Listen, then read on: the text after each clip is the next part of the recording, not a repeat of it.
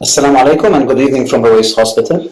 Joining us today is a superwoman, an amazing doctor, Dr. Wahiba Abdalwahid, consultant internal medicine. We will be running this virtual session under the topic of psychological and psychosomatic consequences of COVID-19. Throughout the session, feel free to share your questions with us and hopefully, inshallah, we will try to answer as much as possible. Doctor, good evening. Good evening, Yassin. The camera is yours. Thank you so much. You're welcome. Thank you. Thank you, Sim, and thank you for the team who is arranging this session. And good evening, everybody. Assalamu alaikum wa rahmatullahi wa barakatuh. I'm happy to meet with you again, and I hope today I will just give some few tips, and it should be helpful to so many people. As you know, COVID has a huge impact globally, not only in a specific place. And the impact is affected the whole aspects of life, of human life. In our practice, actually the most and the serious effect was on human health and life. From our practice, we noticed several things, including patients and also non-patients.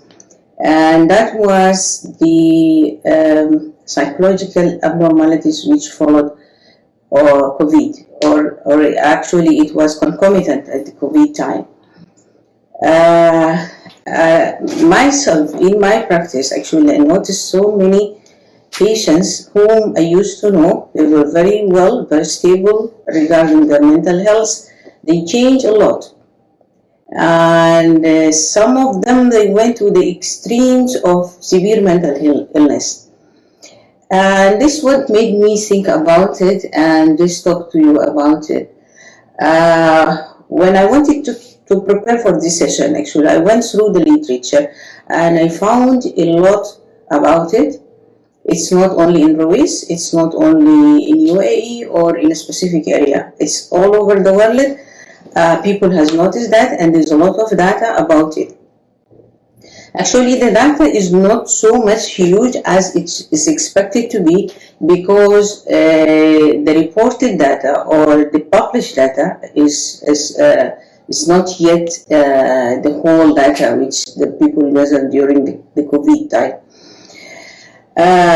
Actually, most of the data has been collected between January and April, and that was mostly the peak of the COVID time. And it's mostly small studies and in some few countries which was published, specifically in China, USA, and Italy. And as you know, these are the most affected countries.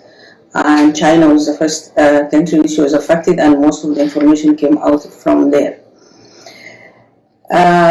So what I'm going to talk about categories of people affected, their mental health was affected. First of all is the healthcare workers. Actually, the healthcare worker has a big burden on them, and this appeared clearly in so many of the healthcare workers. The few studies which were done in China, as I said, and Italy and US, found that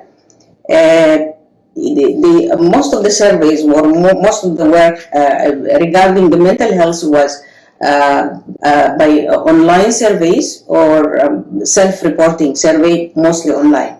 So they found the anxiety among healthcare workers was ranging between 12 to 20% in the group of people which were surveyed, and depression was about 15 to 25%, and insomnia about 8%, and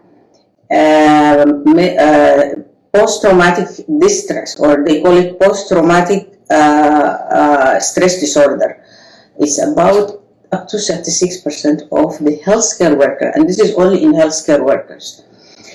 The reason for that, the healthcare workers is the most people exposed to the virus, so they are scared or afraid of being sick by the virus, the fear of spreading the virus to their families, the stigma of the healthcare workers, because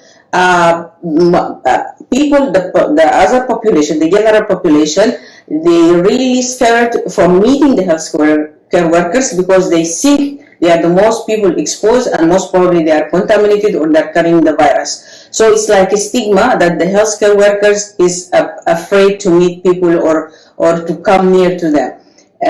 This is affecting the burden of work actually on the healthcare workers. It was huge.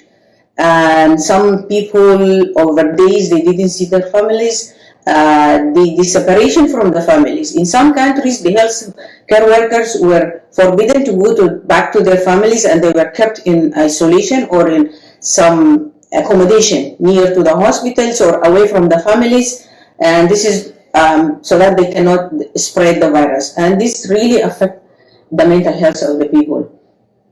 As you see, most of you, most probably you saw on the media, people are talking on the media by videos or whatever live, talking about this experience. And one of them, I saw one nurse. She has a child of 1 year old, and she had to stay in a hotel because her mother-in-law is an elderly lady and sick, and she cannot stay with her in the same place. So she was separated for 4 months. That time when she was talking on the video, 4 months she did not see her child, she did not see her husband or her family, and so on and so forth. So there is other protective factors actually for the healthcare workers. One of them is that they have access to the protective equipment. Possibly they have a better knowledge than the other population. Some of them, by the experience, they gain the confidence to be well protective, and some of them became really, I cannot say, possibly you can say expert, so they are immune or their mental health is really stable. When we come to general population, the general population is either patients with COVID or family of patients with COVID or people who has contact and quarantine at home, and these can be adult or children.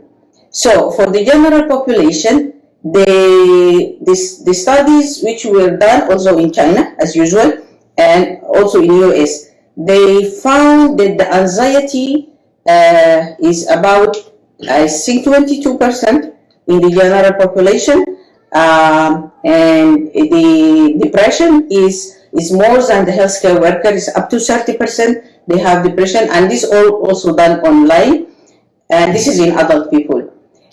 Post-traumatic distress also reached up to 36%.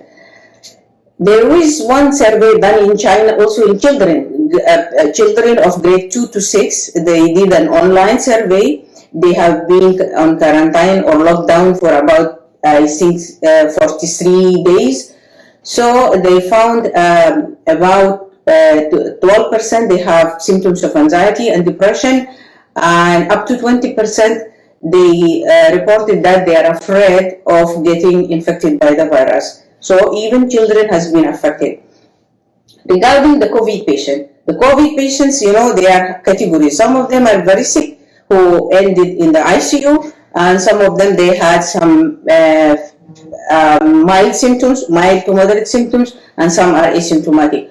All of these patients have been mentally affected. The same thing, they had depression, they had anxiety, they had distress, they had post-traumatic distress, and the percentage is almost similar or even higher than the healthcare workers. The reason for this, we call it the pathogenesis of why this is happening. They found this, it could be two factors, either biological or psychological. The biological factors is that the virus is affecting the brain and causing these symptoms to happen. But in one study, only 2 patients, they took the cerebrospinal fluid, and that is the fluid which is surrounding the brain and the spinal cord. And usually it's obtained by putting a needle at the back of the patient, if you have seen this procedure before, and they obtain this fluid. So they tested this fluid for the virus. They could not detect the virus in that fluid. But they found some inflammatory markers are high. So they attributed the effect of the virus is due to the inflammatory response rather than to the direct effect of the virus on the brain. And they found that the patients of COVID, they develop a stroke, they develop mental change in the level of consciousness. Some of them, they went into coma. Some of them, they have some meningitis, which is infection of the brain. And plus the psychological abnormalities, which is again anxiety, depression, and stress, and post-traumatic stress. So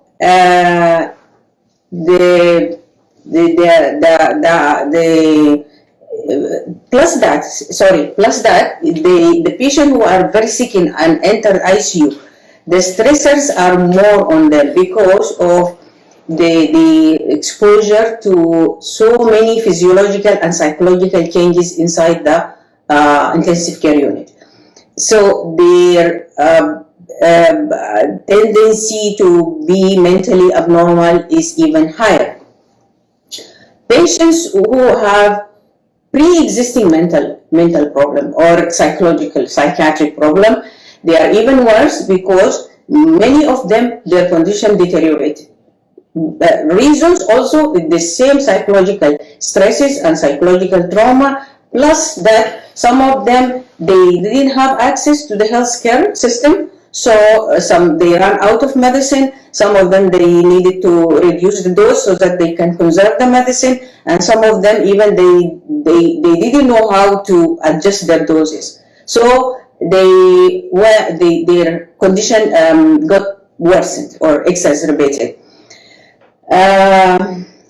So the people who are on quarantine, they are not patient, they are not sick, but they have been quarantined, especially at the beginning of the pandemic. If you notice, any patient who has been exposed, when the health worker are tracing the contact, they are put on quarantine, minimum for 14 days, and some of them is even more. So they are also under huge stress, and so many of them, they develop also the same psychological problem of anxiety, stress, etc. The reason for this is the loneliness, the fear, and the anxiety about getting the virus, the anxiety about the family condition, and some of them about the job. This is also another factor. So many of them, they had a job problem. Some of them, they lost their job, and some of them, because they are workers who are their income is just on their daily work. So when they stop working, there's no income. This is another burden on them, and this also affected their mental health. So with all these factors, the people will ask, what is the cause of the illness? Until now, the people cannot report the cause of these problems. But from the previous experience of SARS, if you remember SARS and MERS, the Middle East, then people will ask, what is the solution and what do we do? Actually, we have I think governments also is working a lot on this part.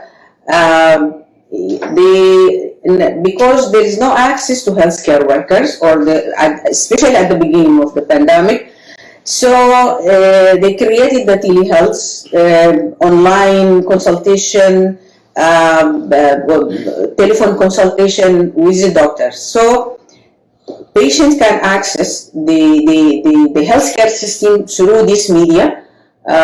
Still they can be helped, and actually advisable it's to be like a voice consultation, either by telephone call or by online conversation, rather than to be by messaging. Because of the mental health patient, usually when they hear the voice of the doctor, it will be more comforting, the message will reach, and they will understand what to do, and this will help also in comforting them. Plus that, for inpatient also, for inpatient, there was difficulty that the family visit the patient. And this also created another mental stress. So some hospitals or some facilities, they managed to create video conferences between the patient and their families when they come to visit the hospital. So if this facility is available, this also will alleviate a lot of stress from the patient and their mental health. How to treat? Not does everybody whom we mentioned and have been affected need treatment, need medication? Yes. If the patient reaches to the extreme that he cannot cope, that means he needs medication. Not necessarily medication, sorry, help. He needs help. But this help not necessary to be only medication. There is coping, we call it coping technique, the patient can do themselves. And this is by trying to create relation with the families, with the friends, through the media, of course, this is virtual as we are doing now.